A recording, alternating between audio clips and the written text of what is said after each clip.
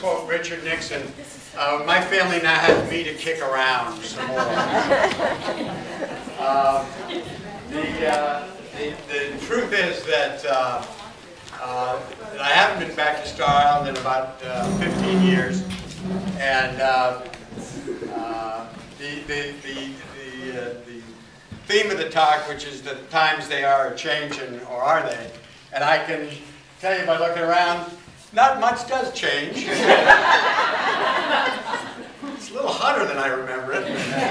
But the few buildings, I do appreciate having water in the sink that you can actually drink. That's a serious change from the old days.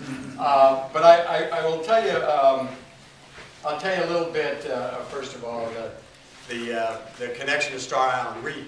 We have in our home in Washington a picture of my grandfather actually out in front of the parsonage. My dad may know what year that was. My guess is in the 30s sometimes, probably, because that was built in the 20s. And my first memory of coming to Star Island was in 3rd grade, right after 3rd grade. And my father was the speaker. I didn't attend any of his speeches. So I have absolutely no idea what he said. But I'm sure he will remember. But I spent time with my then girlfriend, Prudy Brown from Lexington. Oh, yeah. Third grade, forget the apple tree. Forget the apple tree. And then I found out that Randy Brown is here. But of course, Randy wasn't even born then. So that was a little scary. Actually, it wasn't all that good because Prudy, we were playing war, you know, cards, the war game. She wanted me to let her win. I just couldn't do that. And so she broke up with me over that. And she was really cute. So, and I found out that Prudy is actually living in the People's Republic of Boulder, Colorado now. And so that was a rather distinct memory of my first time at Star. But through the 60s, we came here every summer, as many of you have. And then I served as a Pelican for 2 years in '66 and '67.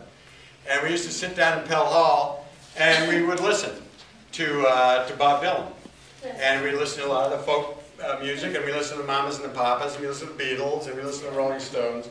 And that's about where my music talent stops. And you know, people, you know, the Beatles, that's that group before Wings, you know, I don't know.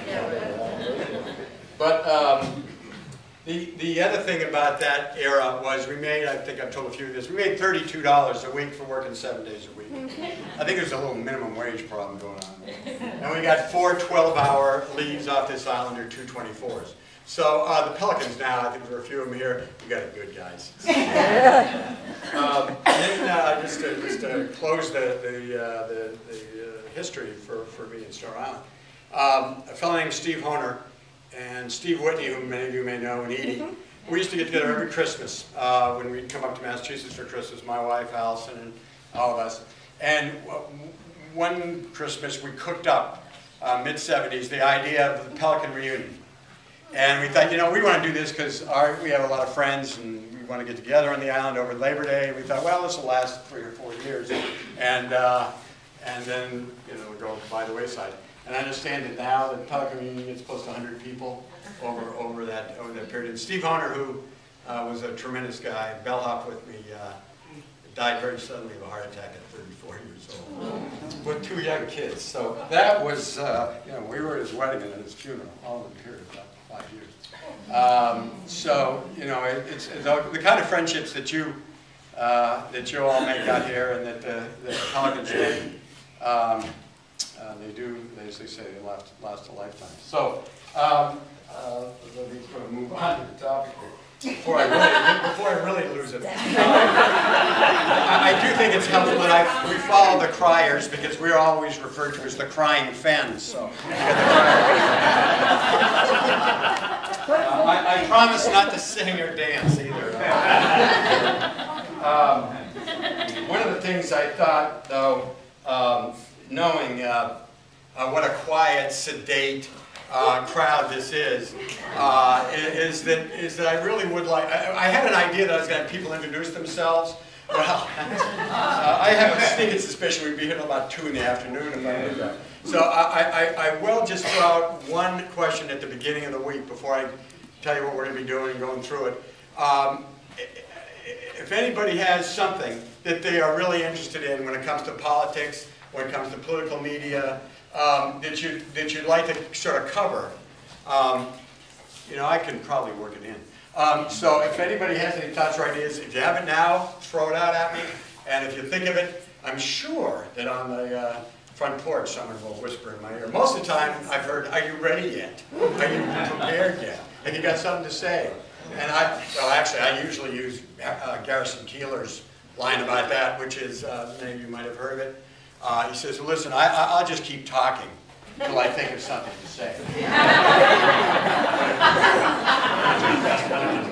But if anybody's got something, I even brought a pen, I'll write it down, so that they'd like to talk about or hear about today and the rest of the week.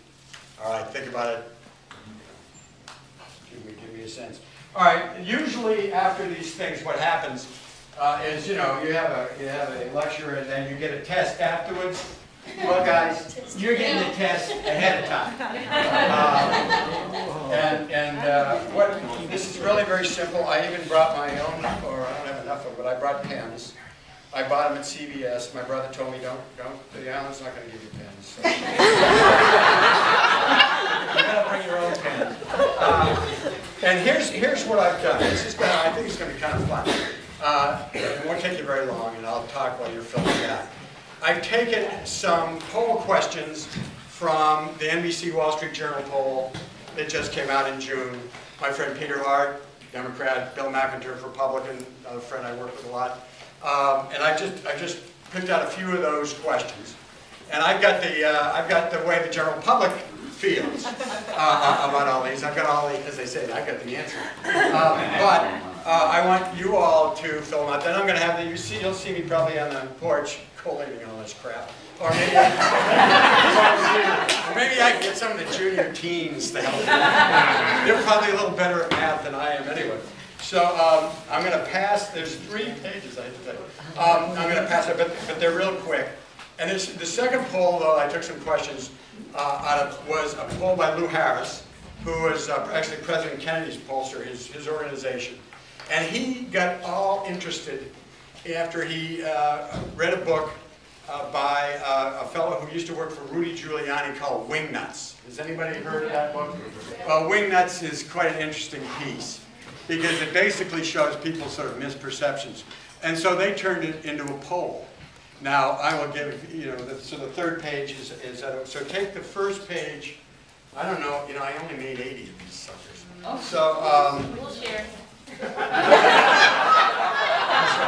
There's no secret ballot here. So, well, here's what I want to do. They need to